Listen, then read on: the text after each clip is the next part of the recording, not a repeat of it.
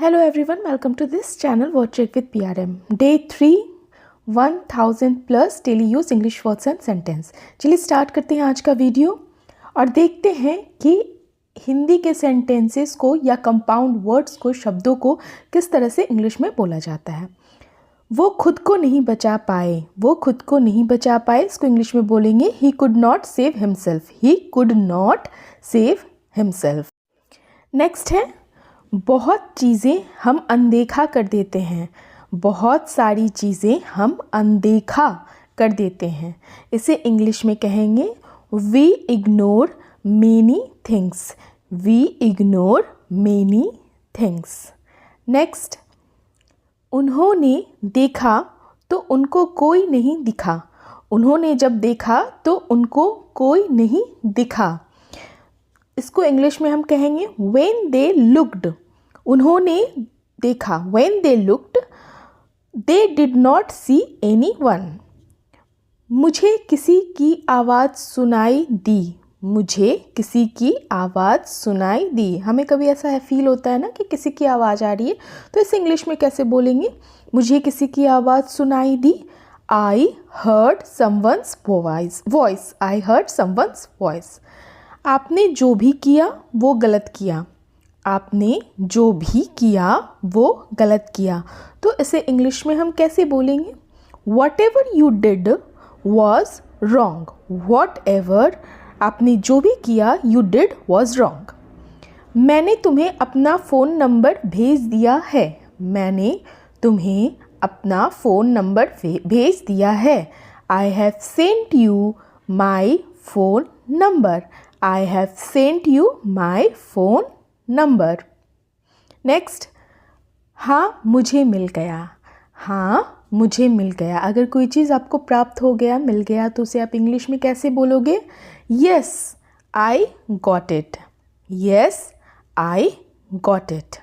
Next, मैंने जो भेजा था क्या आपको मिल गया? अगर मैं किसी से पूछ रही हूँ या पूछ रहा हूँ कि मैंने किसी को कुछ भेजा तो क्या आपको मिल गया, तो इसे इंग्लिश में कैसे पूछेंगे? Did you get what I sent, did you get what I sent. Next, इन सब बातों में मत उलझो, इन सब बातों में मत उलझो या मत फंसो, तो इसे इंग्लिश में क्या कहेंगे? Don't get caught up in all this, don't get caught up in all this. Next है, जैसे लोकल पीपल को हम हिंदी में क्या कहते हैं? स्थानीय लोग। तो अगर हमें बताना हो इंग्लिश में कि ये स्थानीय लोग हैं, तो इसे इंग्लिश में हम क्या कहेंगे? Local people, local people. जीवन पूरी तरह बदल जाता है, जीवन पूरी तरह बदल जाता है। अगर हम ये वाक्य किसी को अंग्रेजी में बोलना चाहें तो कैसे बोलेंगे? Life changes completely, life change completely नहीं, लाइफ चेंजेस कंप्लीटली। कभी कभी जीवन में ऐसी घटनाएं घटित हो जाती हैं, जैसे कभी कभी हम किसी को सांत्वना देने के लिए, कुछ बताने के लिए कहते हैं ना कि कभी कभी ऐसी घटनाएं घटित हो जाती है, इसे अंग्रेजी में हम कैसे बोलेंगे? Sometime life experiences certain events. घमासान शुरू हुआ, घमासान शुरू हुआ, कहीं पे झगड़ा, बहुत ज़्यादा तेज़ झगड़ा होता है तो उसे घमासान शुरू हुआ को हम अंग्रेजी में, इंग्लिश में बोलेंगे a fight started, a fight started. Next, क्या हम साथ बैठ सकते हैं?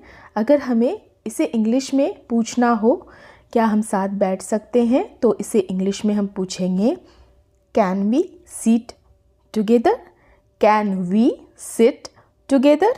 नेक्स्ट, क्या मैं आपसे बात कर सकता हूँ? अगर मुझे ये इंग्लिश में पूछना हो किसी से कि क्या मैं आपसे बात कर सकता हूँ, तो मैं इसे कैसे बोलूँगा या बोलूँगी?